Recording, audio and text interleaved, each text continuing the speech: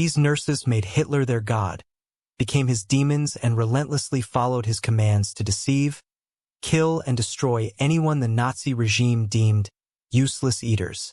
They guided infants and even those old enough to be their grandparents to a terrifying end. Those condemned included patients with mental or physical disabilities, as well as those who had been institutionalized for a long time. They were viewed as a burden, who only consumed without contributing anything to the nation.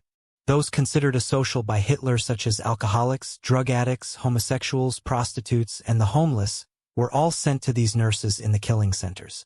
And anyone who didn't fit the regime's ideal of a pure Aryan race, like the Gypsies and Jewish children of mixed ancestry. This story will focus only on the evil acts of the nurses involved in the Nazi euthanasia program, known as Action T4. But before we see these murderous nurses in action, let's look at the most crucial step in this horrific crime: the gathering and sending of these innocent victims to the killing centers. In August 1939, Hitler, through the State Ministry of Interior, mandated all midwives and physicians to report any newborns showing signs of physical or mental disabilities. Conditions like Down syndrome, blindness, deafness, severe intellectual disabilities, and other similar afflictions were all marked for death. In addition, physicians must report kids aged 0 to 3 with such conditions.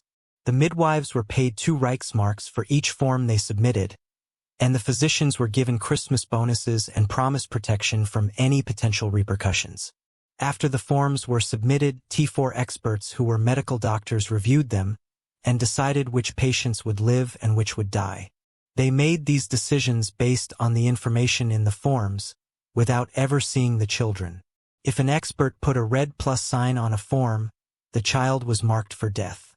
If a blue minus sign, the child lives. Once infants and young children were marked for death, the nurses took on their first sinister role. They approached the parents of these vulnerable children, putting on a mask of kindness and concern.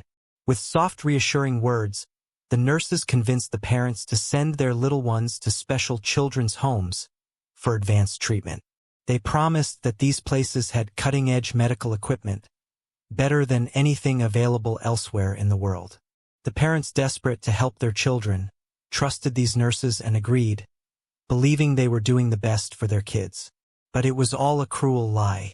These so-called children's homes were not places of healing. They were killing wards created in a few selected hospitals across Germany and the occupied territories, solely for the purpose of ending the lives of these innocent children. The deception didn't end with the promises made to the parents. Nurses were also a crucial part of the transport process, taking the children from family hospitals and homes to the killing wards. The nurses, dressed in their uniforms and smiling kindly, gave the impression that everything was as it should be.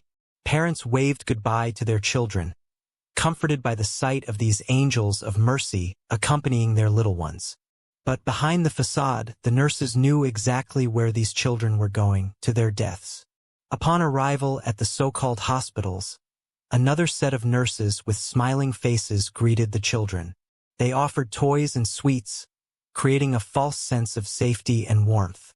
After the formalities were done and the children were laid on the cribs, these murderous nurses then began their gruesome acts. First, they decided which method was appropriate to end each child's life, often following the orders of a physician. One preferred method was starving the children to death. The nurses, who should have been feeding and caring for these vulnerable young lives, instead withheld food and water. Days stretched into weeks as the children grew weaker, their small bodies wasting away. The nurses watched as their victims suffered in silence, the light in their eyes dimming until there was nothing left. In other cases, these nurses used drugs to end the children's lives. They would administer lethal overdoses of powerful sedatives such as luminol, scopolamine, and morphine, often dissolved in tea, milk, or mixed into their food, and served as if it were just another meal. Unaware of the danger, the children drank their tea or ate their food and slept never to wake again. The nurses, who once swore to do no harm, became the very hands that delivered death, methodically, coldly, and without a hint of remorse. And if you think what these nurses did to the children was horrific, just wait until you witness their actions in the adult killing centers, where the method of execution was a horrifying invention straight from hell. In the beginning, the nurses did not directly kill these adult patients, but they played a vital role in the process. One so crucial that without their involvement, the entire system would have collapsed. Physicians were officially responsible for selecting adult patients in psychiatric institutions or nursing homes to be killed. However, it was often the nurses who directed the physician's attention to specific patients. The nurses, being closer to the patients on a daily basis, would report those they deemed unfit to live. But it didn't stop there. In many cases, the nurses exaggerated or outright fabricated the severity of a patient's condition to fit the Nazi criteria for euthanasia.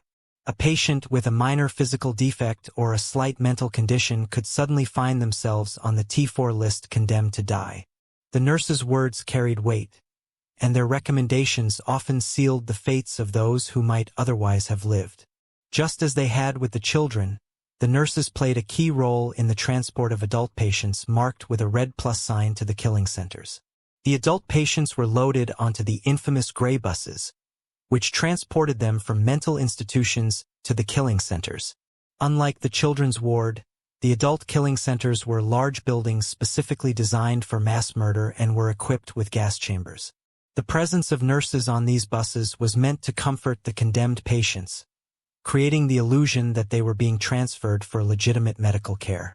However, not all the victims were fooled by the deception of these nurses. Some realized they were being taken away to be killed and chose to challenge the nurses and drivers who transported them in the death buses. In one instance, a brave woman confronted the nurses as she boarded the bus. As she looked around at the other doomed passengers, she declared, "We all will die, but Hitler will go to hell." Her defiance echoed through the bus, a stark reminder that even in the face of certain death, some victims refused to surrender their dignity.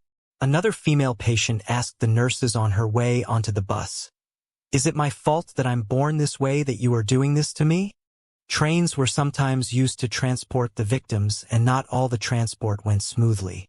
During the loading of some patients for one transport from Klagenfurt, Austria, the patients screamed and begged the nurses for mercy. "Please, please, we don't want to be gassed. We want to die here. Don't send us to Germany." With hearts of steel forged in the fires of hell, the nurses and other personnel mercilessly forced these tormented souls onto the train.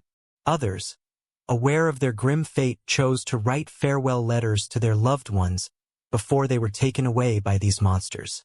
One such letter was written by a son to his mother, knowing that he would never see her again.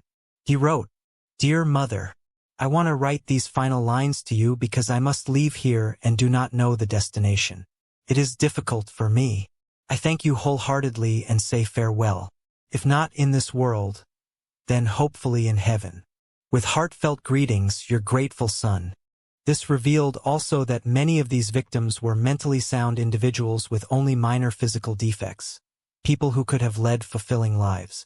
Still, that chance was cruelly taken from them.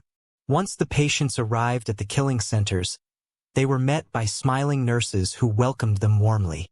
The nurses sorted through the patients' belongings, labeling and organizing them with the promise that everything would be returned after treatment. The patients were led to believe that they would soon see their items again, but it was all a cruel lie. As part of the charade, the patients were asked to strip naked. The nurses took their measurements, recording their weights and heights. They then sent the patients one at a time to a physician for a supposed medical examination, another calculated lie. Those with gold dental teeth or bridges were marked with a cross on the neck using adhesive tape. The patients were also photographed, further reinforcing the illusion that they were in a legitimate medical facility. However, the true purpose of the examination was far more sinister. The physicians were finding ways to fabricate a believable cause of death for the death certificates. For example, if a patient had a scar from an appendectomy, the doctor would make sure not to list appendicitis as the cause of death. Instead, the fabricated cause would match something else, hiding the true reason for their demise. After the fake examinations were complete, the nurses led the naked patients straight to the gas chambers. The gas chambers were designed to look as harmless as possible. It had wooden benches along the walls where the victims could sit, and a pipe with small holes ran across the wall, resembling a typical showerhead. They told the frightened victims that they were about to take a shower. Some patients, sensing the danger, hesitated or even refused to enter the chamber. But the nurses with cold efficiency coerced and threatened them, forcing them into the room. Once the patients were inside the chamber, the doors were sealed shut. The victims, expecting water, sat down on the benches. Those who had heard rumors and feared the worst bowed their heads and prayed to meet their maker. The operator, safely in an adjacent room, turned the valve on a cylinder and released carbon monoxide gas. Within minutes, the patients, already weakened and terrified, were overcome. The deadly gas silently stole their breath, and one by one, they collapsed and died. After the victims had died, the stokers, who were unskilled laborers, removed the dead bodies from the chambers. Occasionally, even nurses were called upon to help with this grim task. Those marked with a cross on their neck were set aside. The stokers mutilate these core, removing the gold teeth and bridges from the mouths of the dead. This was done quickly and with no regard for the dignity of the victims. The gold was sent to the T4 headquarters. After the bodies were removed from the gas chambers, they were taken to the crematoriums. There, the remains were incinerated, reducing the once living patients to ashes. As the bodies burned, the stench of death filled the air, spreading beyond the walls of the killing centers and into the surrounding communities. The foul odor was unmistakable, and rumors didn't take long to spread. Whispers of mass killings and burning bodies began to circulate, and soon, the public was in an uproar. The outcry grew so loud that it forced Hitler to issue a stop order in August 1940. But the stop order was nothing more than a show for the public. Behind closed doors, the killings not only continued but changed tactics and intensified. This upgraded phase of the Nazi euthanasia became known as wild euthanasia. And just as the name implies, the nurses went wild in their killings, so much so that even the supervising doctors couldn't control them. The gas chambers were dismantled and special killing wards for adult patients were established in a few mental institutions across the Reich territories. The nurses were given the power of life and death, and with only one rule: to kill as many of these useless eaters as possible, using any method they preferred. Armed with syringes, poisons, and starvation, these nurses entered the adult killing wards. They began using their newfound authority to rid themselves of troublesome patients. They didn't just follow the Nazi criteria for selection of patients to kill. They seized the opportunity to settle personal scores.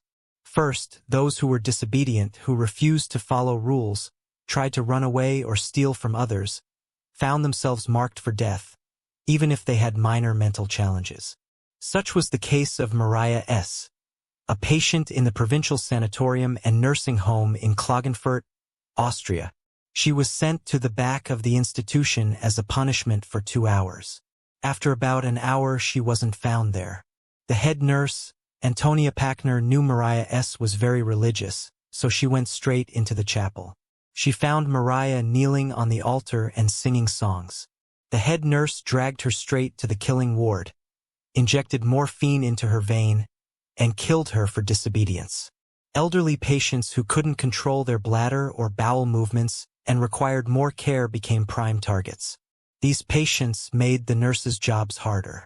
The nurses falsified their medical records and killed them even if their conditions could be treated. Third, patients who suspected the killings and talked too much about them were quickly silenced. Permanently. The criteria were as dirty and arbitrary as they were deadly. The nurses carried out the killings with cold precision. One of their preferred methods was an overdose of narcotics and sedatives. They would administer these drugs, allowing the patient to drift into a deep sleep from which they would never awaken. To speed up the process, the nurses often resorted to morphine injections straight into the bloodstream, ensuring that death came within minutes or hours rather than days. After the patients were killed, their bodies were disposed of in the most efficient way possible. Many were buried in mass graves, their identities lost in the dirt and dust. Others were cremated, their ashes placed in urns that were sent back to their families. Along with the urns came fabricated death certificates, filled with lies about the cause of death. The families were led to believe that their loved ones had died naturally when in truth, they had been systematically murdered by the very nurses entrusted with their care. Thanks for watching, and comment why a nurse would become such a monster.